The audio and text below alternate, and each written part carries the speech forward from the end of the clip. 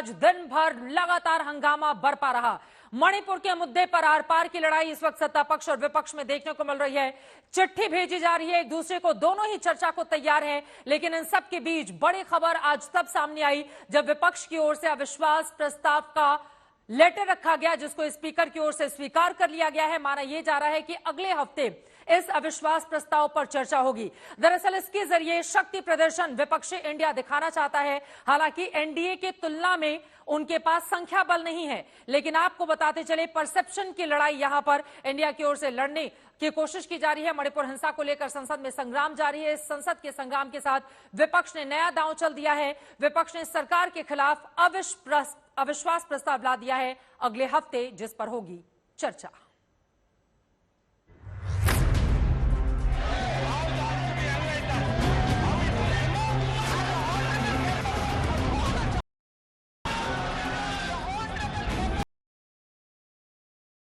Automatic जुड़ जाता है और ये लोग मणिपुर के बारे में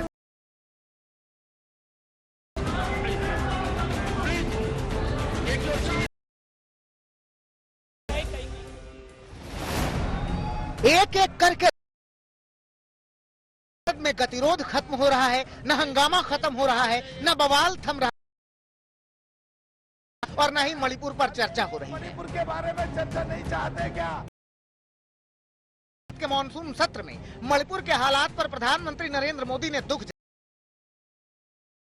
को रास नहीं आया और हालात ये हो गए कि हंगामे के साथ शुरू हुई संसद पहुंच गई है। मुझे श्री गौरव गोगोई से मंत्रिपरिषद में सभा मंत्री परिषद में विश्वास का अभाव प्रकट कर जिस वक्त प्रधानमंत्री नरेंद्र मोदी 2700 करोड़ की लागत से तैयार विकास के इंटीग्रेटेड एग्जीबिशन कम कन्वेंशन सेंटर के उद्घाटन कर रहे थे, हवन पूजन कर रहे थे, उसी वक्त विपक्ष उनके खिलाफ अविश्वास प्रस्ताव लाने की तैयारी कर रहा था। तो नो कॉन्फिडेंस दिया है, तो अब लोगों के कॉन्फिडेंस माननीय नरेंद्र मोदी जी के ऊपर, भारतीय जनता पार्टी के ऊपर ही है और जो होगा हम अभी चर्चा करके हम डिसाइड करेंगे।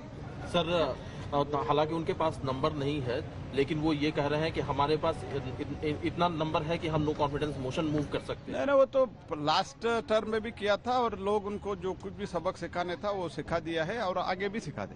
वो डिस्कशन नहीं हुआ, आज होने के बाद उसके क्या तरीके हैं बाद में वो कहा जाएगा। अब एज इट इज तो हमारे पास प्रस्ताव नहीं है, क्योंकि उसको नोटिस देना, वो देना समय लगता है। देखेंगे उसके बाद बोलेंगे। सदस्यों से जो प्रस्ताव की अनुमति सरकार के खिलाफ विपक्ष के अविश्वास प्रस्ताव को लाने के लिए लोकसभा में मंजूरी मिल गई है, मगर तारीख अभी तय नहीं की गई है। इस प्रस्ताव की अनुमति दी जाती है। मैं सभी दलों के नेताओं से चर्चा कर और नियमों के तहत उचित समय पे चर्चा करने की तिथि से आप सबको अवगत करा दूंगा। झूठ की खेती है। विपक्ष अविश्वास प्रस्ताव के जरिए पीएम को सदन में बोलने के लिए मजबूर करने की कोशिश में है। संजय सिंह ने पहले ही मोर्चा खोल रखा है। आज संजय सिंह से सोनिया गांधी ने मुलाकात की।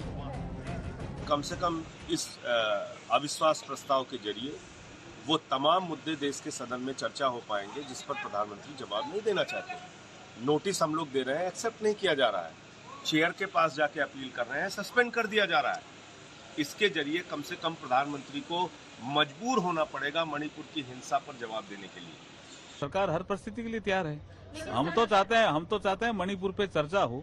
कल गृह मंत्री जी ने भी लोकसभा में फिर बोला, क्योंकि इनका विषय सत्र शुरू होने से पहले यही था कि मणिपुर पे चर्चा कराओ। अब चर्चा कराने की जब हमने सहमति भरी तो रूल्स ले आए। रूल्स पे कुछ डिस्कशन पे सहमति बन रही थी तो एक नया मुद्दा ले आए कि प्रधानमंत्री जी आकर के चर्चा शुरू करें। ये मुझे लगता बहाना है। अविश्वास प्रस्ताव के मायने क्या है उसे समझ लीजिए। लोकसभा की नियमावली 198 के मुताबिक सांसदों को लिखित नोटिस दिन में 10 बजे से पहले देना होता है और स्पीकर इस नोटिस को हाउस में पढ़ते हैं। नोटिस स्वीकार किए जाने के 10 दिन के भीतर तारीख आवंटित की जाती है। लोकसभा अध्यक्ष कह चुके हैं कि सभी से बात करके अविश्वास प्रस्ताव पर बहस का वक्त सभी दलों से बातचीत के बाद तय होगा। मॉनसून सत्र में इस बार कुल 17 बैठक होनी है। आज 5वां दिन है, 12 दिन का सदन अभी बचा है। किसी भी अविश्वास प्रस्ताव को लाने के लिए 50 सांसदों के समर्थन की जरूरत होती है। लेकिन अविश्वास प्रस्ताव जिससे किसी सरकार को खतरा हो, उसके लिए सदन में मौजूद और वोट करने वाले सदस्यों में से 50% से ज्यादा का समर्थन होना चाहिए। ये तय है कि अपने दम पर बहुमत वाली सरकार को अविश्वास प्रस्ताव से कोई खतरा नहीं, क्योंकि मोदी सरकार के पास 329 सांसदों की संख्या है, विपक्ष के पास सिर्फ 142 सांसदों का संख्या बल है। देखिए, इंडिया अलायंस को पता है कि लोकसभा के अंदर हमारी क्या संख्या है, लेकिन ये बात सिर्फ संख्या की नहीं, ये बात मणिपुर की इंसाफ की लड़ाई और मणिपुर के भाइयों और बहनों को आज एक संदेश जाए कि भले ही प्रधानमंत्री मोदी जी मणिपुर को भूल चुके हैं, लेकिन इंडिया अलायंस मणिपुर के इस दुख की घड़ी में उनके साथ खड़ा है और उनके हक की लड़ाई आज हम सदन के अंदर लड़ रहे हैं। तो आप चर्चा करो और जवाब जो देना होगा वो मिलेगा, जिसको जवाब देना होगा जवाब देगा, जिसको इंटरवीन करना होगा इंटरवीन करेगा। ये सरकार की रिस्पॉन्सिबिलिटी है। दिक्कत ये नहीं, आप चर्चा चाहते ही नहीं, चुहल चाहते हैं। दिक्कत ये है कि आप जो है वो हिट एंड रन की हैट्रिक बनाने में लगे हुए हैं और नियम 198 के तहत ये डिबेट चाहते हैं, डिस्कशन चाहते हैं। आपको बता दें, लोकसभा में इनको 198 सदस्यों का भी समर्थन नहीं मिलने वाला। फिर भी अविश्वास प्रस्ताव लाने के पीछे का मकसद सिर्फ पीएम मोदी को मणिपुर के मुद्दे पर सदन में घेरना है, जबकि सरकार कह चुकी है कि वो चर्चा के लिए तैयार है और गृह मंत्री जवाब देंगे। सत्ताधारी दल के और विपक्ष के दोनों ओर के सदस्य ने चर्चा की मांग की है। मैं सदन में चर्चा के लिए तैयार हूं। मुझे मालूम नहीं है कि विपक्ष को चर्चा करने देना नहीं चाहता। नो कॉन्फिडेंस में मजबूरन लाने पड़ते, इसलिए कि ये सरकार अनदेखी कर रही है विपक्ष की सारे मांग को।